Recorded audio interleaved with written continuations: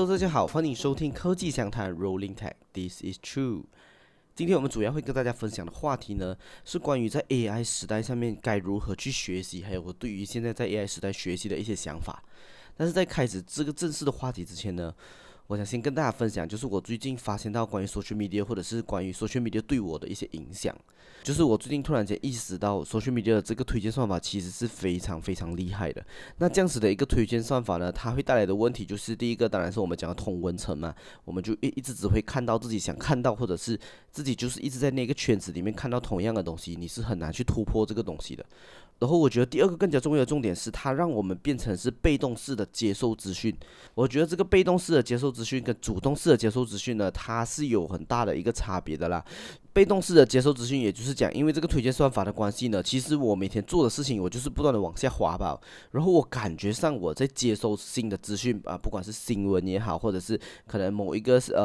明星做了什么事情，或者是可能我喜欢的某一个故事，它现在发展的什么样都好。可是其实在过程中呢，你并不是主动去选择要接受什么样的一些资讯，你是被动性的等待这个资讯送到你的面前，也就是讲你失去了这个对于资讯的这个掌握程度，基本上就是算法推荐你什么样的东西，你就接受什么样的东西。这样子，我觉得最大的问题就是现在呢，基本上你在这个 online 接收资讯的这个能力呢，已经完全的被这个系统控制了。就这个系统，它可以决定你想学什么东西，给你这个东西；它可以觉得你想知道这个东西，它给你这个东西，你是完全没有任何的抵抗能力的。所以在这过程中，我就是不断的开始有这样子的一个认知，就是我发现到，我在滑抖音的时候，或者是我在滑 TikTok 的时候，不知不觉间我花了很多很多的时间，但是呢，全部的资讯都是被动式的一直灌输在我身上的，我是没有办法去进行我想要什么样的资讯的。也就是说，我发现到可能因为我的一些习惯，就会让我一直在看这样子的一些没有营养的东西，然后我就一直不断的看，然后在接受这个的过程中，我就觉得好像这个世界或者是整个抖音、整个 TikTok 都在拍这样子没有营养的内容。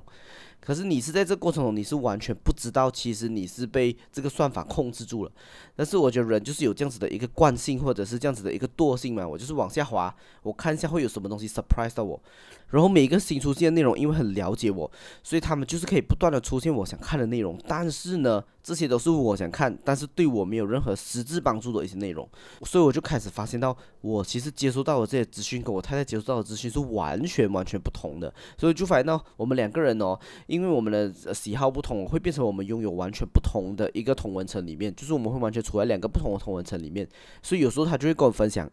你最近有没有看到一个这样子的新闻？我就会发现到我没有看到这样子的新闻，我完全看不到这样子的新闻。所以我就意识到，现在在这个年代就只会有两种内容，就是第一种内容就是我们讲的可以做到破圈的内容，基本上就是你不管在哪个同文层，你都会看到，可能是一些明星的八卦事情啊，或者是很大的一些新闻事件，它才有办法突破同文层，去到全部人都看到。那基本上到这个程度呢，很生气的东西就是，不管大街小巷，不管是我的妈妈，不管是我的三姑六婆，全部人都会在同一个时间知道这个新闻。比如说某个人出轨啊这样子，但是另外一种没有破圈内容呢，它就会在你的同文层里面不断的累积，不断的传播，所以你就会不知不觉一直只接收到相关的这样子的一个资讯。所以我觉得这个对于了解世界，或者是对于想要学习更多，或者是对于自己主动去学习真正对自己有帮助的这个事情上面呢，social media 在这个时候是完全没有帮助的。所以我觉得这个就是大家要小心的东西，就是如果你滑 social media 太久的话，你就要开始有这样子的一个意识，就是我是不是有在主动的接收资讯，还是这些资讯都是被动性的，不断的这样子灌输在我身上的？这个时候它会影响你的认知。我觉得这个东西长久它就是一个没有营养的东西啦，所以对我来讲，它就是一个偶尔可以这样子稍微的放松一下，看一下，消磨一下时间，我觉得是 OK。但是长远来说，其实你应该更加专注在让你的时间发挥在最对的地方。就是我今天想要学习东西，我想要了解最新的资讯，那我也是主动式的去搜寻现在世界发生什么事情，主动的去了解这个资讯带来的一些后续影响。但是我要尽量的一直要有这个很强大的意识，就是我现在可能是在被系统决定我要看什么样的内容。所以这个是我最近的一些想法。那我们接下来进入今天的主题。今天的主题呢是关于在 AI 时代下面该如何去学习。最主要的原因就是我发现到在 AI 时代，其实它改变了我整个学习的逻辑、学习的方法，改变了很多。但是我一直没有办法把它讲得很清楚，所以其实我在之前的集数中，可能也有不断的在累积这些这样子的一个知识。所以我今天来到这里，我想要再做多一个新的一个总结，就是把我过去这段时间以来1年多的时间学习到的，就是如何利用 AI 去帮助自己学习的更快，或者是在 AI 时代下面要怎么样找到一个更加合适、更加正确的一个学习方法。那我今天会跟大家分享我到目前为止的一些总结。首先呢，我们先要了解一个最大的一个趋势，就是呢，现在因为整个 AI 模型变化的速度非常非常快嘛，所以其实所有的产品、所有的整个世界、整个科技呢，他们的那个颠覆速度会比以前快很多。就是以前我们在讲 iPhone，就是一年出一个嘛，然后后来一年出一个的时候，大家觉得一年也没有什么更新，可能也是2、3年才会看到一个大的变化。这个是我们在可能前几年处在的一个世界。但是呢，现在有了 AI 模型之后呢，基本上现在 AI 模型每半年他们就会更新一次。甚至很多产品是每3个月就会更新一次，像 Google Gemini 的话呢，它基本上每3个月一定会推出可能2到3个最新的东西，所以这个时候呢，你就可以想象整个世界的这个知识的这个体系啦，就是假设我是一个 AI 专家，或者是我是一个对于某一个专业的一个领域的一个专家。可是这个时间呢，我有太多新的知识还没有办法被我沉淀、被我总结成一个行业的一个标杆、行业的一个经验的时候呢，它就已经被下一个 AI 的一个更新，或者是下一个整个世界的变化呢改变了。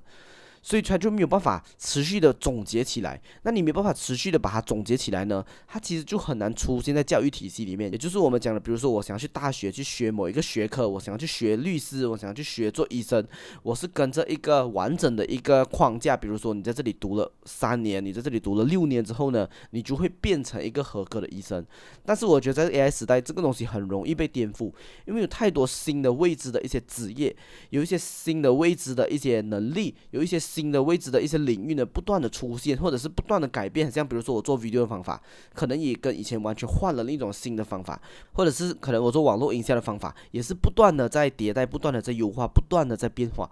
所以这个东西呢，我基本上会觉得在学校的这个程度是很难可以真正 support 到这个东西的。学校是很难给你一个，比如说网络行销的一个具体的一个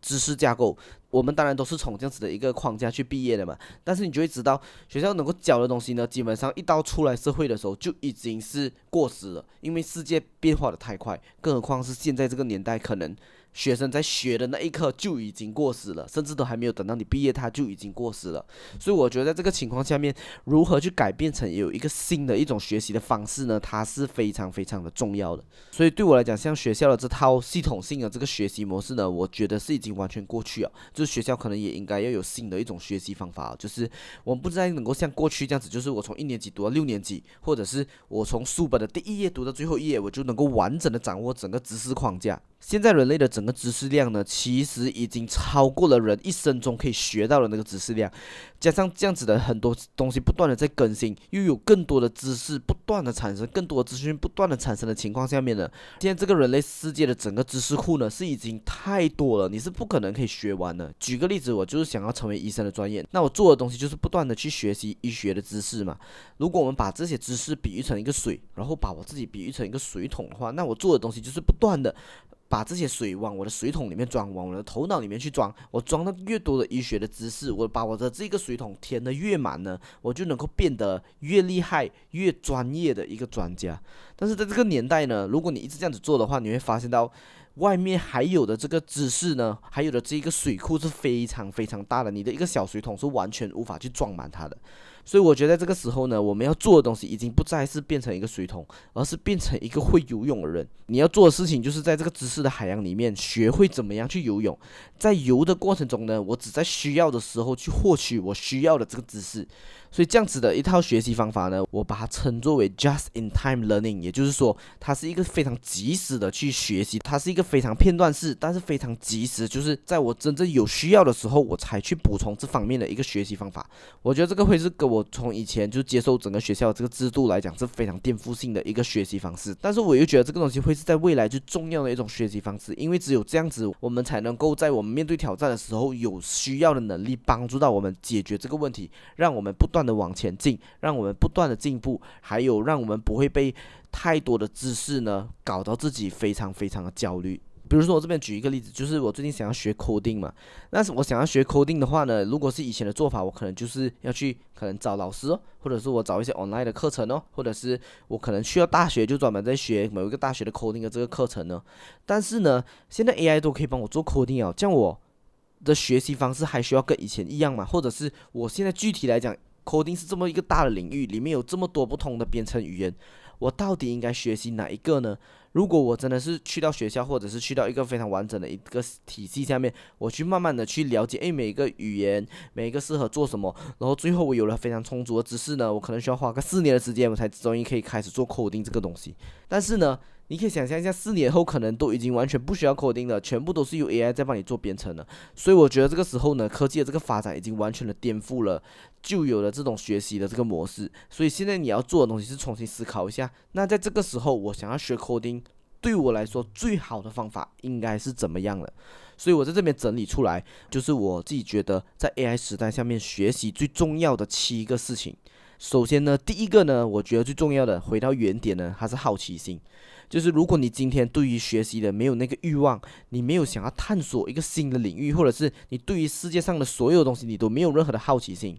可能你会对明星的八卦事件会有好奇心啊，但是你就会看到像这样子的，它也是一种会让你想要去探索，你想要去了解更多这个明星背后到底发生什么事情。当你愿意主动采取这个行动去探索、去学习的时候，你就会发现到这个学习的这整个路程就已经展开了。现在你开始获得更多的资讯，所以我觉得今天学习所有的前提都回到这一个好奇心。如果我们没有这个好奇心，我们就没有办法推动我们继续的往前进，我们就没有办法推动我们真正的学到我们需要的知识，或者是我们想要的知识。你一定要能够时刻的保持自己的好奇心，你对世间万物是不是有好奇的？你对你的工作是不是有好奇的？你对你真正有兴趣的东西跟有兴趣东西相关的一些领域，是不是都有这个好奇心？如果没有的话，我觉得这个东西是在 AI 时代完全没有办法帮到你的。因为对我来讲，AI 的能力再强也好，如果一个人他没有这一个学习的这一个好奇心，那基本上都是白谈，最后都会发现到这个 AI 完全没有办法帮这个人变得更好。再来，我们来聊聊第二个非常重要的这个能力，我把它叫做通向答案的钥匙。也就是说，在找到答案的过程中呢，我们其实最需要的是这样子的一把钥匙。你其实只要有这样子的一把钥匙呢，它就能够帮助你找到答案。那我们先来想象一个这样子的一个画面。今天比如说，好像我从来不会 coding，我现在想要 coding 嘛。这个时候呢，我就想说，我可以让 AI 来帮我，所以我就打开了 AI 的，不管是 ChatGPT 的界面也好啦，我就打开这个界面，它就是一个空白的一个对话框。我要输入什么，我就会愣在原地了。因为我今天对 coding 没有任何一点点的知识经验，没有一点点的一些了解，我根本不懂我要从什么样的开始去问这个问题。所以这个时候呢，你就可以把它理解成我现在进入一个原无知的一个境界。也就是讲，我虽然知道我要学的是这个方向，但是呢，这个 AI 的这个对话框呢，完全不知道我应该输入什么样的资讯呢，我才能够找到我要的答案。我缺少了那个钥匙。所以对我来讲呢，其实这个最重要的这个能力呢，怎么样会有这个钥匙呢？它就在于你需要很多一知半解的能力，这个是跟我们以前想象完全不同了。现在这个年代可能会更加需要每一个人对每一件事情都有一点点的了解。如果你有这样子一点点的了解，或者是每个东西你都是一知半解，每个东西都是碎片化的，都是破碎化的，但是你在于每个领域都有一点点的涉猎。比如说我自己可能也喜欢围棋，那同时间我也喜欢玩游戏，同时间我也喜欢画画，同时间我也喜欢一点点音乐。每个东西我都不擅长，但是每个东西我都懂一点。但是在这个时候呢，它就像是一个图书管理员这样子，就是我今天进到图书馆之后呢，因为我每个东西都知道它在哪里，我可以很快的找到我的那一个书架，去找到我需要的那一本书。所以这个时候，如果你把这个 AI 比喻成一个图书馆的话，你就会发现到，我想要找到我的这个知识点，我想要找到我的这方面可以延伸下去的东西，我要做的东西就是我要尽可能的接近我的书架。所以这个时候，如果我对 coding 有一点点的理解，我可能之前跟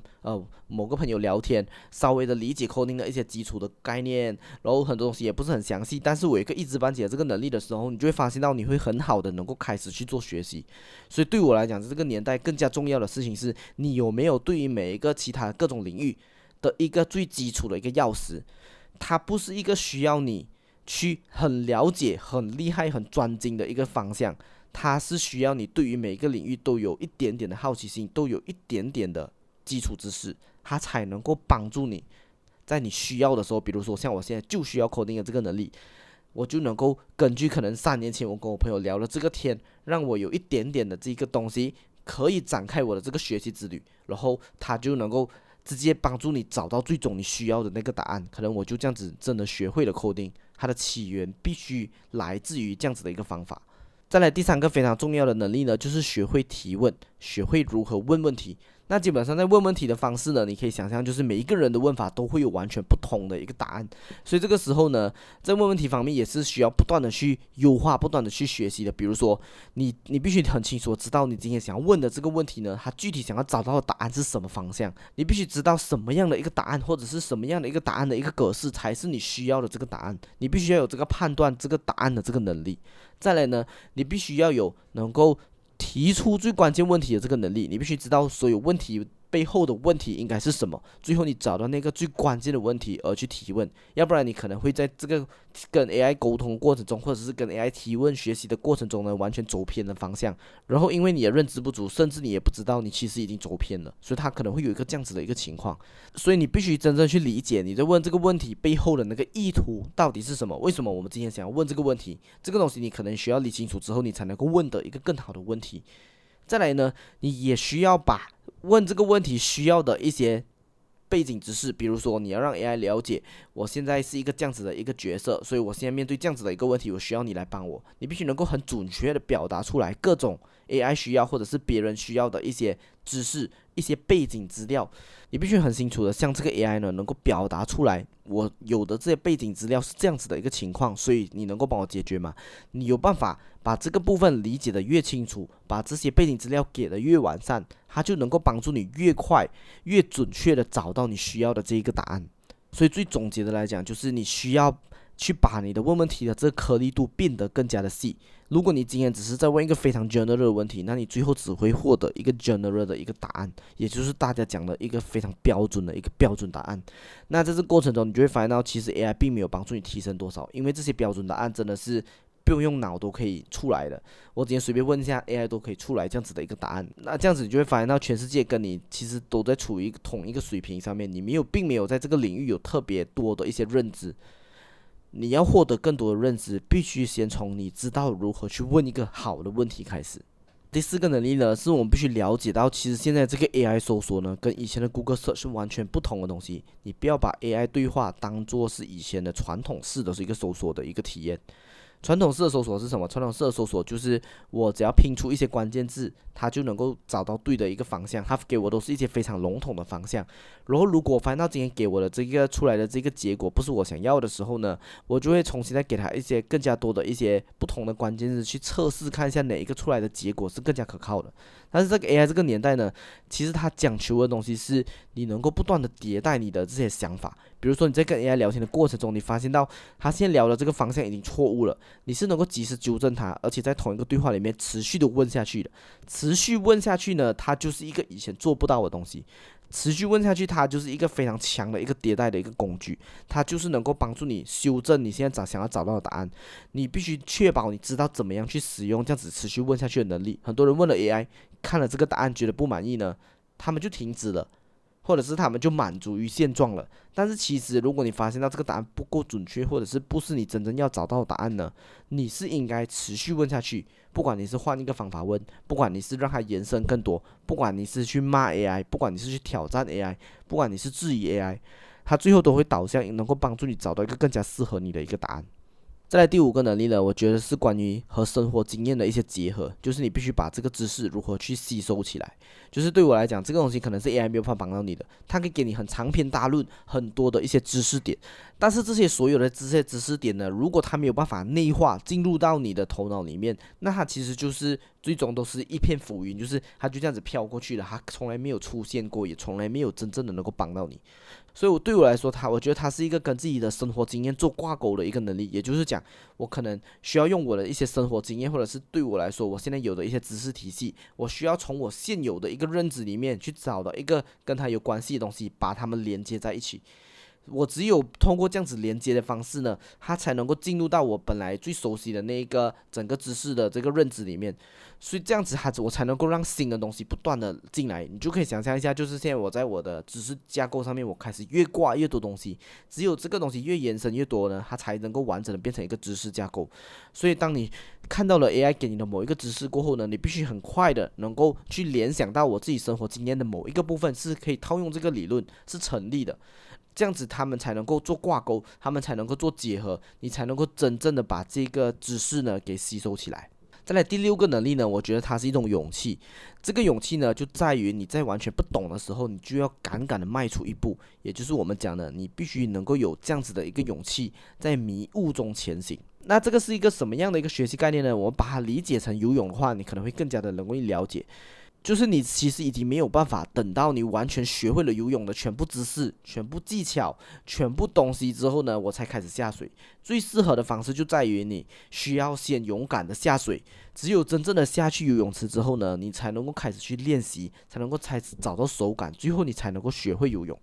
所以这个东西对我来说，它就是一个非常关键的一个能力。今天我们回到刚刚的例子，我想要学 coding， 我对 coding 一无所知。但是我有没有这个勇气打开我的 coding 软件？就像是我其实最近在学 M8N 的时候，我就发现到这样子的一个事情，就是当我打开 M8N 的时候，我是完全看不懂的，我也完全不知道怎么样才能够让它动起来。在制作每一个节点的这个过程中呢，我发现到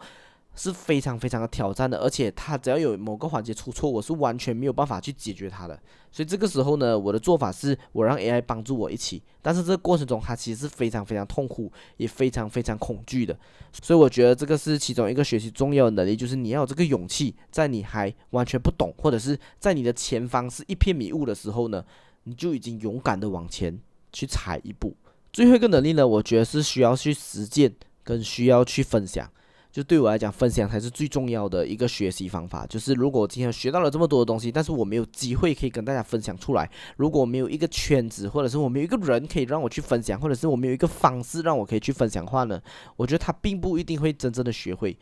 所以对我来讲，一直以来最快的学习方式就是成为老师。当你有这个老师的责任，我想要教好我的学生的时候，你就会把你的东西给学习好。做老师的这个过程中，才是真正能够让你提升学习最快的其中一个能力。而这个部分呢，可能也是 AI 没有办法帮到我们的。所以这个就是我的一些对于学习能力的一些看法。在我这些学习能力当中呢，有一些是 AI 能够帮助你变得更快、变得更好，帮助你去学习的。但是有一些你就会发现到，像是好奇心、分享这些东西呢，它是没有办法透过 AI 帮助到你的。所以我觉得无论如何，学习的源头呢，还是在于人。只有你能够决定你想要前往什么样的一个方向。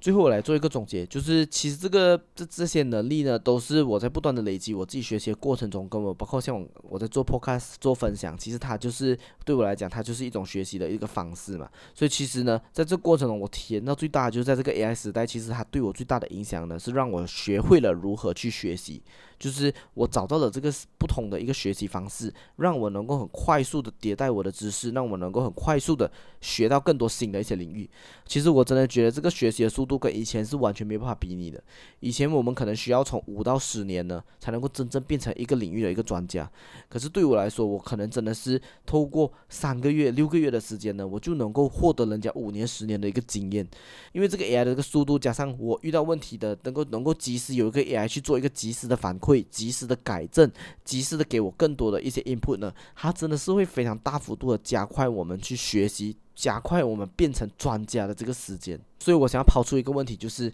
那在未来什么样的人才是专家？我要怎么样才能被称为专家呢？或者是我现在变成专家需要多久呢？你就会发现到这个东西它可能已经有很大的一个变化，就是真的是我可能只需要可能2个月甚至1个月呢，我就可以变成一个领域的一个专家了。那这个专家还是不是这样的执行，或者是这个专家我觉得更加考验的东西是他能不能够持续的迭代。因为在同一个领域里面，也可能因为一些新的科技或者是一些新的前沿发展，不断的有需要更多去学习更新的一些知识。所以如果今天你没有办法 up to date 的话呢，我觉得你很快就会成为过时。以前可能你需要3-5年才会看到你过时，但是现在可能只需要3个月的时间，你就会发现到你现在手上拥有的所有的专家知识呢，所有的专家技术呢，都属于上一个时代。这个我觉得它是 AI 时代一个非常明显的一个会发生的东西，所以这个是我觉得每个人都需要注意的，就是不能够停止学习，也不能够非常的自满，觉得我就是已经是这方面的专家，我不再需要学习。持续学习会是一个最重要的一个能力。回过头来，我们再想象另外一个概念，就是我们以前讲的铁饭碗嘛，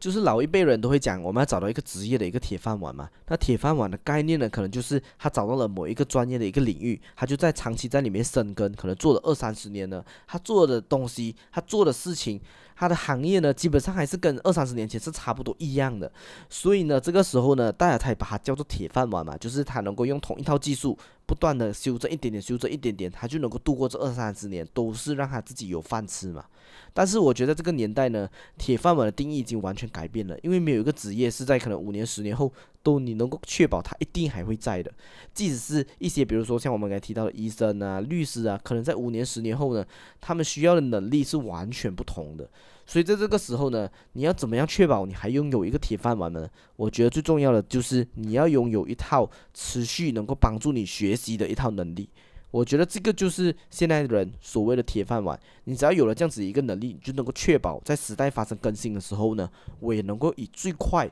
最有效率的方式去学习到最新世界发生的一些知识，然后让我能够跟上这个时代，让我不断的能够拓宽我的知识领域，让我不断的成为一个更加 up to date 的一个专家。我觉得这个才是这个时代我们在讲的一个铁饭碗。